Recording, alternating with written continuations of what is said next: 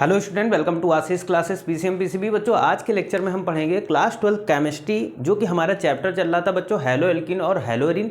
उसी में एक हमारा नया टॉपिक आ जाता है। टॉपिक क्या है? डाई हेलो एल्कीन क्या है और उसके डेरिवेटिव्स क्या हैं, है ना।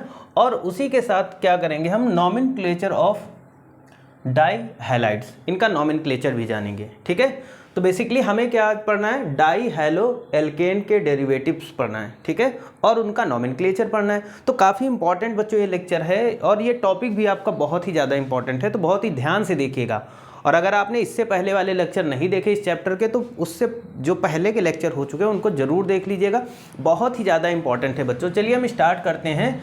तो डाई हेलो एल्केन के डेरिवेटिव्स की बात करते हैं बच्चों। तो यहाँ पर जो फर्स्ट डेरिवेटिव आता है बच्चों, उसको बोलते हैं geminal dihalide. Geminal dihalide, जिसको हम लोग शॉर्ट फॉर्म में GEM यानी जेम के नाम से जानते हैं। तो जेमिनल डाई हैलाइड्स होता क्या है बच्चों, इसके बारे में हम डिस्कस करते हैं।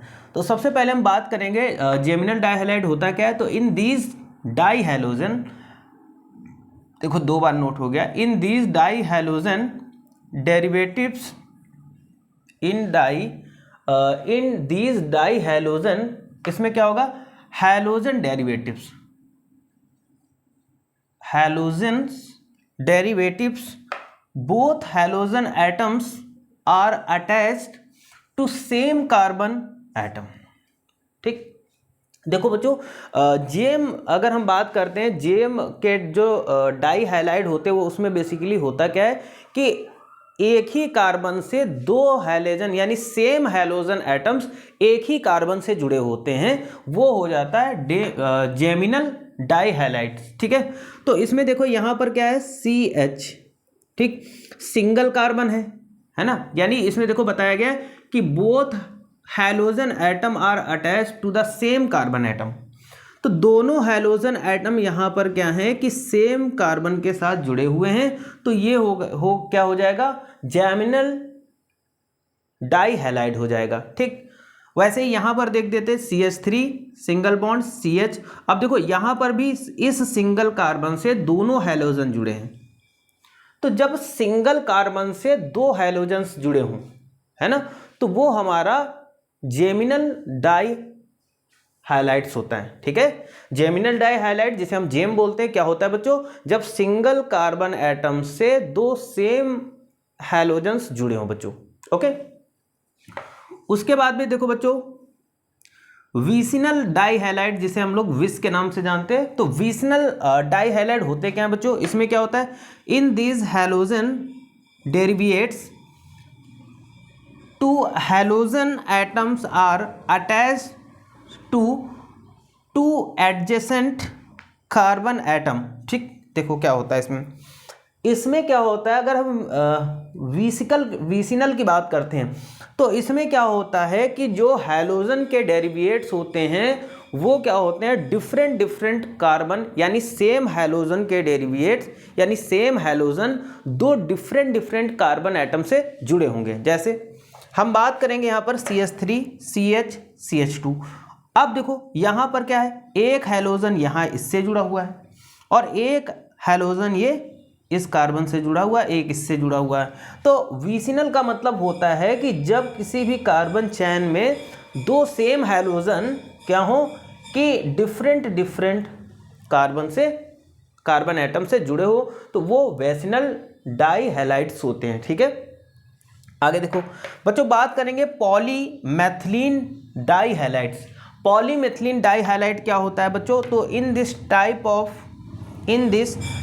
ऑफ हैलोजन डेरिवेटिव्स, इसमें क्या होगा कि कार्बन एटम कंटेनिंग हैलोजन, जो कार्बन एटम होता है वो क्या करता है कि हैलोजन एटम को कंटेन करता है। एटम्स आर सेपरेटेड, इसमें जो एटम्स होते हैं वो क्या होते हैं, सेपरेट होते हैं बाय मैथिलीन ग्रुप। इसमें जो एटम्स होते हैं वो मैथिलीन ग्रुप के थ्रू क्या होते हैं, सेपरेट होते हैं बच्चों। जैसे हम यहाँ पर बात करें तो मैथिलीन ग्रुप ये single bond CH2 single bond दिया गया है। तो यहाँ पर अगर हम बात करते हैं बच्चों, यहाँ पर देखो आगे कि यहाँ पर जैसे ये हमारा कंपाउंड लिखा हुआ है ना, तो देखो यहाँ पर मैथिलीन ग्रुप है और इस मैथिलीन ग्रुप से हमारे हैलोजन एटम्स क्या हैं, ये देखो यहाँ पर सेपरेट हैं, ठीक। इसको हमने अल्फा मान लिया, इसको बीटा मान लिया, और इसको क्या मान लिया हमने बच्चों, गामा मान लिया, ठीक है। यानी ये वाला जो कार्बन एटम है यहाँ पर इसको अल्फा, इसको बीटा और इसको गामा मान लिया।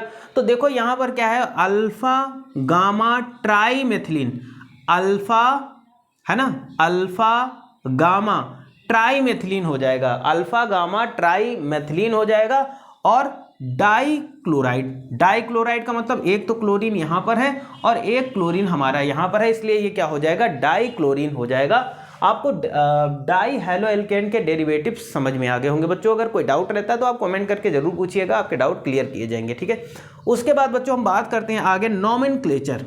नॉमेनक्लेचर काफ़ी इंपॉर्टेंट है कि इनका नेमिंग कैसे होगा। जैसे सबसे पहले हम बात करते हैं, फर्स्ट में क्या आएगा कि कॉमन सिस्टम में इनका नेम क्या होगा, यानी कॉमन नेमिंग सिस्टम में इनको किस नाम से हम जानेंगे बच्चों। तो देखो यहाँ पर बात करते हैं, जेम यानी जिसे हम लोग जेमिनल बोलते थे, और विक यानी विसनल बोलते थे। तो अगर gem dihalides are named as alkylidene, ठीक है। तो अगर हम बात करेंगे जेम की, जेम जो हाइलाइट होंगे इनको हम लोग एल्किल डाइन बोलेंगे, ठीक है, एल्किल डाइन बोलेंगे हाइलाइट्स। वाइल जबकि विक की बात करते हैं तो इसको बोलेंगे डाई हाइलाइट्स, इसको हम dihalides are the name of alkene halides बोलेंगे, ठीक है। तो देखो यहाँ पर अगर हम बात करते हैं, यहाँ पर जो पहला कंपाउंड है ना, जो पहला कंपाउंड है क्या है बच्चों, यहाँ पर CH3 CH और Br2 है, ठीक है। तो देखो ये क्या है, ये एक जेम डाइक्लोराइड है, जेम डाइक्लोराइड। तो इसका नेम क्या होगा, एथिलीडीन है ना ब्रोमाइड, एथिलीडीन ब्रोमाइड इसका नेम हो जाएगा। क्या हो जाएगा बच्चों, एथिलीडीन ब्रोमाइड इसका नाम हो जाएगा। ये क्या है, जेम डाई हाइलाइड है। उसी तरीके से बच्चों देखो अगर हम यहाँ पर बात करते हैं, यहाँ पर दिया गया है Br CH2 और Br, इसको क्या बोलेंगे। अब देखो ये क्या है, ये विक डाई हाइलाइड है। तो विक डाई हाइलाइड में क्या होता है बच्चों, इसमें क्या होता है, आपको जैसे विक डाई हाइलाइड के डेरिवेटिव्स पता है कि इसमें डिफरेंट सेम जो हैलोजन होंगे वो डिफरेंट कार्बन एटम से जुड़े होते हैं। जबकि उसमें क्या होता है ना, किसमें, जेम में क्या होता है कि एक ही कार्बन एटम से दो हैलोजन के एटम, सेम हैलोजन के एटम जुड़े होते हैं। ये चीज़ आपको वहाँ पर हमने समझाई थी। तो यहाँ पर देखो एक तो Br इधर जुड़ा, एक तो Br इधर जुड़ा, तो ये हमारा विक हो गया, हमने पहचान लिया।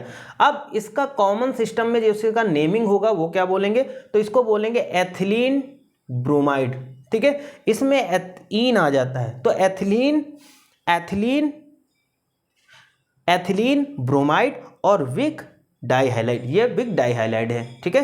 तो विक डाइहाइलाइड का कॉमन सिस्टम में नेम क्या होगा और जेम डाइहाइलाइड का कॉमन सिस्टम में नेम क्या होगा, ये आपको क्लियर हुआ होगा बच्चों, इसमें कोई भी डाउट नहीं होना चाहिए, ठीक है। आगे देखो, अब हम बात करते हैं बच्चों यहाँ पर IUPAC सिस्टम की, यानी IUPAC नेमिंग में बात करेंगे कि IUPAC सिस्टम में इन दोनों के नेम क्या क्या होंगे। तो देखो बच्चों यहाँ पर बात करेंगे, in this system position of halogen, इस सिस्टम में क्या होगा, position of halogen atoms is indicate by proper numbers written before the name of prefix, ठीक है। जैसे हम एग्जांपल की बात करेंगे, इसमें Cl CH2 single bond CH2 single bond Cl, ठीक है। तो देखो IUPAC सिस्टम में इसका नाम क्या होगा, अब ये क्या है, ये विक है क्योंकि दोनों कार्बन से सिंगल क्लोरीन जुड़ा हुआ है, तो इसका नाम क्या होगा 1 2, यानी 1 नंबर पे लगा हुआ है क्लोरीन और इधर 2 नंबर पे क्लोरीन लगा हुआ है, तो 1 2 डाई का मतलब 2 है, डाई क्लोरोएथेन, ठीक है। ये इसका कॉमन यानी IUPAC सिस्टम में इसका नेम होगा, ओके। जबकि CH3 CH है ना और Br2, तो यहां पर देखो 2 Br2 दिया गया है, मतलब सिंगल कार्बन।